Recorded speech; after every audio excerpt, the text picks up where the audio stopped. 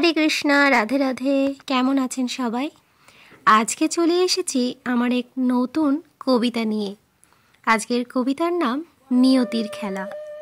কবিতাটি কেমন লাগলো অবশ্যই জানাবেন কমেন্ট করে। অনেক আশায় শুরু করেছিল শখের ঘরটি বাঁধা, জানতো প্রবল ঝড়ের মাঝে ঘর তৈরিতে লাগতে পারে বিরাম।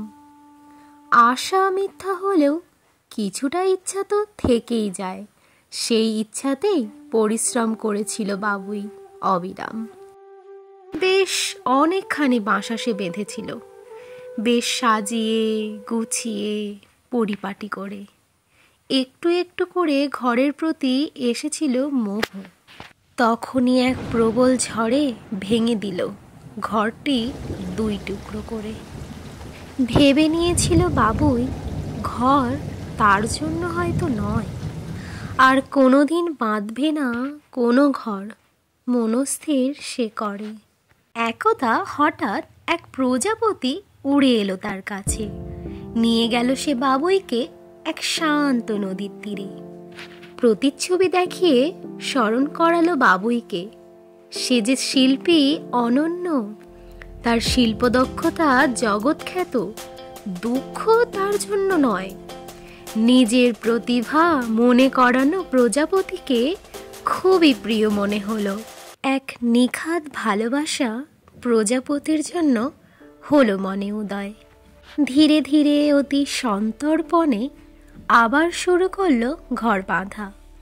ঘুরে ঘুরে খুঁজে খুঁজে নিয়ে এলো উত্তম পাতা খড়কুটি। তৈরি হতে শুরু হলো সুন্দর এক ঘর, পূর্বের চেয়ে সমর্থ। অনেকখানি কাজ সম্পন্ন হয়ে বাকি শুধু ছিল দরজাটি। ঘরের সঙ্গে স্বপ্ন বেঁধেছিল সুন্দর এক ভবিষ্যতের। বাবুই আর প্রজাপতি দুই বন্ধু থাকবে সেই ঘরে। কিন্তু হায়, নিজেদের ইচ্ছা স্বপ্ন কি সত্যি হয় সর্বদা? নিয়তির প্রবল ঝড়ে স্বপ্ন দিল খণ্ড খণ্ড করে। কোথায় স্বপ্ন, কোথায় ঘর, কোথায় গেল সব ইচ্ছা?